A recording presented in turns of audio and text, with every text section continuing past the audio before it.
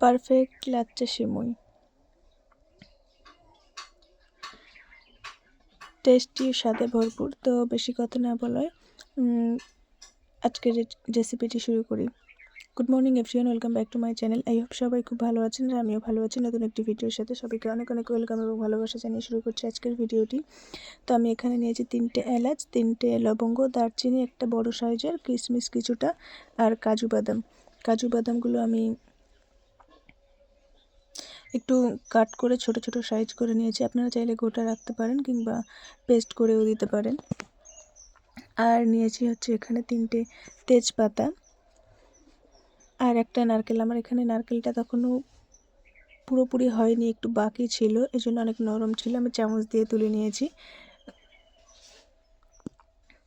আপনারা চাইলে নারকেল কম বেশিও দিতে পারেন। আর এখানে দুধ লাগবে 1 কেজি।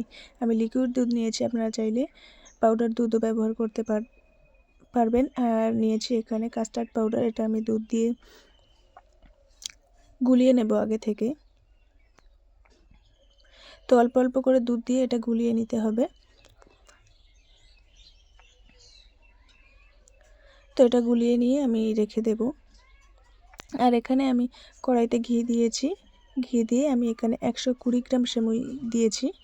1 কেজি দুধের জন্য 120 গ্রাম, আপনারা চাইলে 100 গ্রাম দিতে পারেন, কিন্তু এর বেশি দেওয়া যাবে না, এর বেশি দিলে এটা পারফেক্ট হবে না। তো এটা আমি এদিক ওদিক নাড়াচাড়া করে সুন্দর মতো ভেজে নেব। আবার ভাজার সময় দেখতে হবে যেন কালো না হয়ে যায়।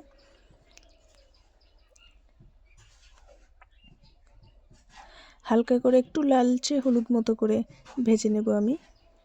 আপনারা চাইলে ভাজা সিমুইও ব্যবহার করতে পারবেন।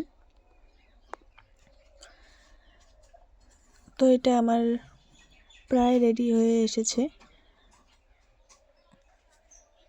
একটু আকারটা প্রায় চেঞ্জ হচ্ছে, আমি আর একটু ভেজে নেব। এখন আমার সিমুইটা রেডি হয়ে গেছে।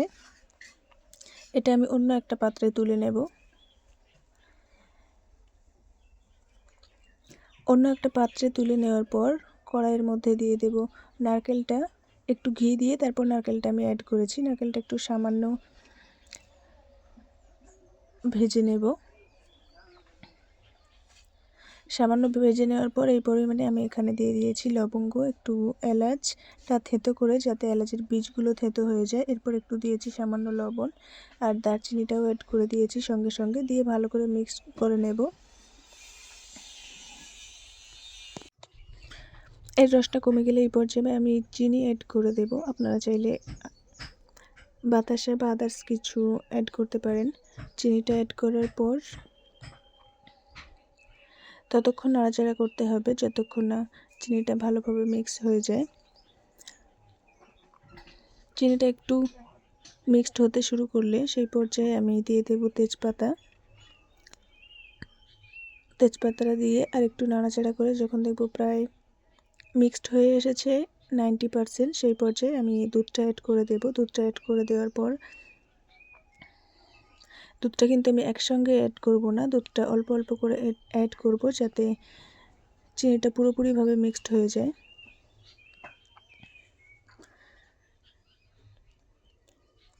যেহেতু দুধটা বলক নেবে, এই জন্য এই পর্যায়ে আমার পুরোপুরি সময়টা নাড়াচাড়া করতে হবে। আর মাটির চুলাতে রান্না করতে গেলে অনেক বেশি টেস্ট আর অনেক তাড়াতাড়িও হয়ে যায়। তবে আজকাল খুবই কম দেখা যায় মাটির চুলাতে। তো আমার দুধটা প্রায় বলক এসে গেছে। এই পর্যায়ে আমি গুলিয়ে রাখা কাস্টার্ড পাউডারটা অ্যাড করে দেব, এবং সম্পূর্ণটা একসাথে দেব না, আস্তে আস্তে করে দেব আর নাড়াচাড়া করতে থাকবো। আমার চারদিকে প্রচণ্ড সাউন্ড, তার জন্য সবাইকে সরি। কিছু করার নেই। আর ভিডিও অনেকগুলো জমে আছে, আমার বাড়িতে কাজ হচ্ছিল, দেন পাশেও কাজ হচ্ছিল, এত বেশি সাউন্ড ছিল, ভিডিও এডিট করতেই পারিনি। এই জন্য বেশ অনেকগুলো ভিডিও জমা আছে। তো এগুলো হয়তো বা ঈদের আগে আর পোস্ট করা হবে না, ঈদের পর পোস্ট করা হবে। আর সাউন্ডের জন্য রিয়েলি সরি, সবাই একটু ম্যানেজ করে নেবেন। তো কাস্টার্ড পাউডারটা ভালো করে মিক্স হয়ে যাওয়ার পর, গুলিয়ে যাচ্ছি কথা, আমি সিমুইটা অ্যাড করে দেব। এরপর কিশমিশটাও অ্যাড করে দেব।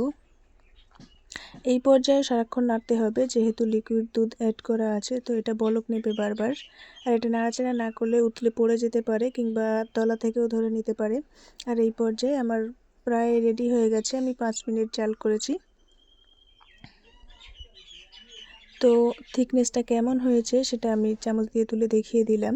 আপনারা চাইলে এতে আর একটু মোটা করতে পারেন কিংবা এর চেয়ে একটু হালকাও করতে পারেন। এই পর্যায়ে আমি দিয়ে দেব বাদাম কুচিগুলো, এবং আপনারা যদি গোটা বাদাম দিতে পছন্দ করেন তো কিশমিশ দেওয়ার সময় বাদামগুলো অ্যাড করে দেবেন। আর এটা আমার রেডি হয়ে গেছে। তো রিয়েলি খুব টেস্টি হয়েছিল। আপনারা অবশ্যই বাড়িতে বানিয়ে দেখবেন। কেমন হয়েছে কমেন্টে জানাতে ভুলবেন না। আর ভিডিওটি কেমন লাগলো তাও কমেন্টে জানাবেন।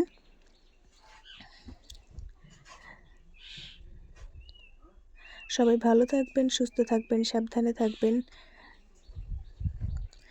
ঈদ খুব আনন্দ করে কাটাবেন। অ্যাডভান্স ঈদ মুবারক। দেখা হবে নতুন কোনো ভিডিও নিয়ে। ততক্ষণ সবাই ভালো থাকবেন, সুস্থ থাকবেন। আমার জন্য প্রার্থনা করবেন, দোয়া করবেন, আশীর্বাদ করবেন। টাটা।